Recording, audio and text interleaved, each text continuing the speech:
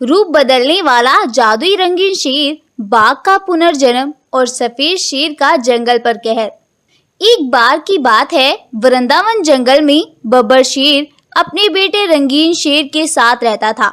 बब्बर शेर बिल्कुल सफेद रंग का जंगल में सबसे अलग दिखने वाला शेर था और वहीं उसका बेटा बगीरा भी जंगल का सबसे अलग शेर था। उसके तो रूप कोई गिन ही नहीं सकता था, क्योंकि वो आए दिन अपने रूप बदलता रहता था। ऐसा इसलिए था, दरअसल कुछ साल पहले जब उसका जन्म था तो बगीरा की माँ की डेथ हो गई थी और वह बेचारा अब बिल्कुल अकेला रह गया और जंगल में इधर उधर भटक रहा था। उसे अपनी माँ की बहुत याद आती थी। इसी तरह से वो एक दिन जंगल में ऐसे ही घूम रहा था और अपनी माँ को बहुत याद कर रहा था। माँ, माँ आप कहाँ हैं माँ? प्लीज मेरे पास आ जाओ माँ, मुझे आपकी बहुत ही याद आ रही है माँ, प्लीज आ जाएं आप। वो ऐसा बोल बोल कर रो रहा था। तभी अचानक से उसकी नजर वहीं पेड़ के नीचे से निकल रही रंगीन शक्ति पर जाती है। उस रंग बिरंगी शक्ति को देखकर बगीरा बहुत खुश हो जाता है और वह दौड़कर उस शक्ति के पास जाता है और उसे देख देख कर बहुत खुश होने लगता है और वह अपने सभी गम भूल जाता है। इसी तरह से अब वो रोजाना उस शक्ति के पास आता है और उसके साथ बहुत खेलता है। बगीरा शेर की मासूमियत को देखते हुए वह रंगीन शक्ति एक दिन उसके अंदर समा जाती है। तब से अब तक बगीरा शेर का रंग उस रंगीन शक्ति के कलर के जैसे ही बदलना स्टार्ट हो गया था। अब बगीरा शेर का रंग अपने आप ही किसी भी रंग में बदल जाया करता था, लेकिन कभी भी बगीरा शेर ने अपने इस बदलते रंग का फायदा नहीं उठाया और ना ही कभी किसी भी जंगल के जानवर को परेशान किया। बगीरा शेर जितना अच्छा था, वहीं उसका बाप उतना ही बुरा भी था। वो जंगल के सभी जानवरों को बहुत परेशान किया करता था। ये बात बगीरा शेर को बिल्कुल भी पसंद नहीं थी। बगीरा शेर बेचारा तो अपने जंगल के जानवरों को खुश देखना चाहता था और वह चाहता था कि उसके बाबा भी ऐसे ही बन जाएं और वो भी जंगल के जानवरों के साथ अच्छा सलूक करें। लेकिन वो कहावत है ना, चोर चोरी करना छोड़ देता है लेकिन हेरा फेरी करना कभी नहीं छोड़ता है। ऐसे ही कुछ सफेद शेर के साथ भी था। वो बगीरा के सामने तो जंगल के जानवरों के साथ मीठा बना रहता था, लेकिन जब बगीरा नहीं होता था तो वह जंगल के जानवरों को बहुत बेरहमी से मारता था। इसी तरह से दिन बीत रहे थे। एक दिन एक हिरन दौड़ती हुई बगीरा के पास आती है और वह बगीरा शेर से बोलती है, बगीरा भाई, वो आपके बाबा ने हमारे जंगल के एक बाघ को बहुत बेरहमी से मार डाला है और वो वहां से भाग गए हैं। वो बाघ घायल पड़ा हुआ है, प्लीज आप जाकर उसे बचा ले, उसकी अभी सांसें चल रही हैं, प्लीज बगीरा भाई। हिरन की ये बात सुनकर बगीरा जल्दी से दौड़कर उस घायल पड़े बाघ के पास जाता है, लेकिन जब तक बगीरा वहां पहुंचता है तो वह बाघ अपने दम तोड़ देता है।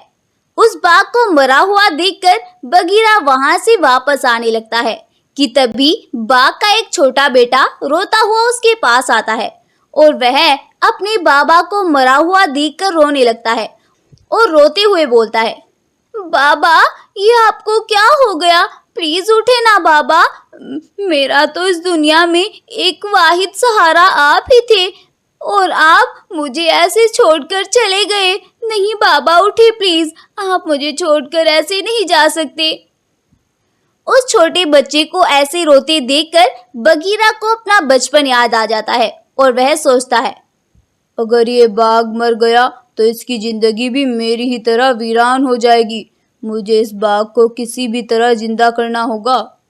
ऐसा सोचकर बगीरा आसमान की ओर देखता है और आसमान की ओर देखकर धीमी आवाज में कुछ बोलता है।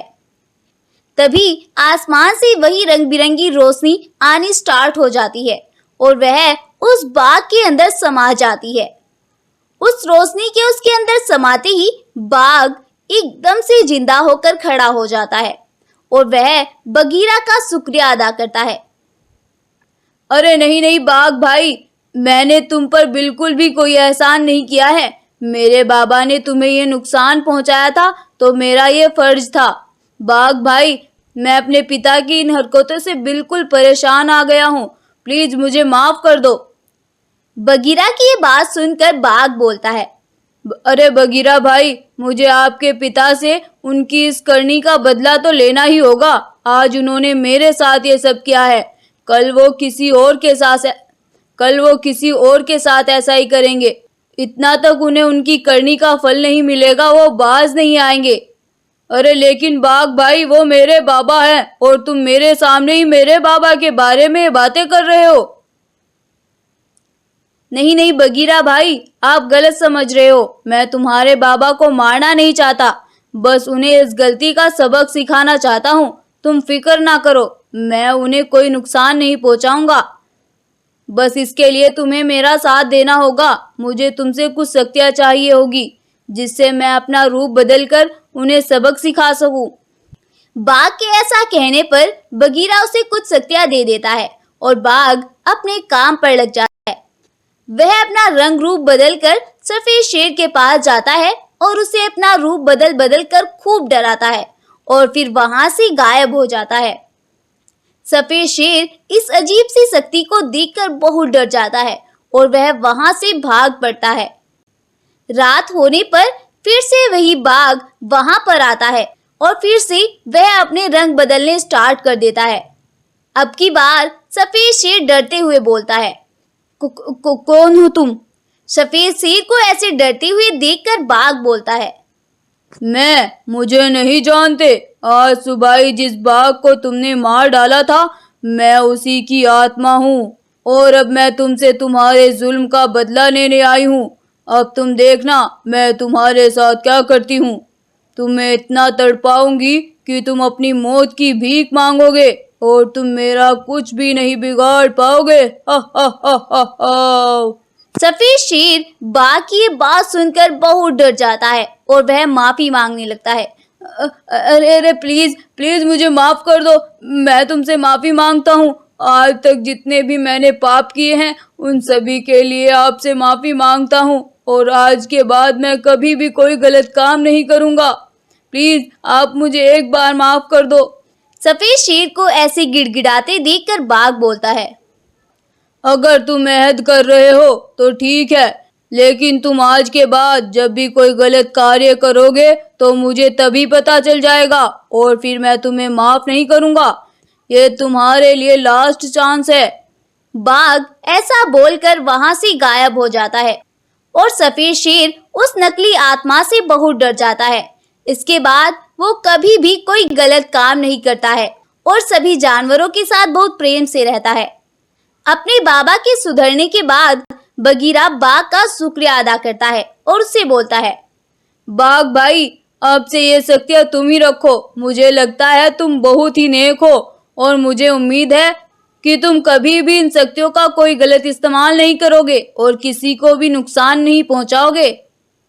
ऐसा बोलकर बगीरा वापस अपनी गुफा में आ जाता है और बाघ अपनी गुफा में चला जाता है और वो सभी उस जंगल में एक नई जिंदगी की शुरुआत करते हैं और खुशी खुशी उस जंगल में रहने लगते हैं।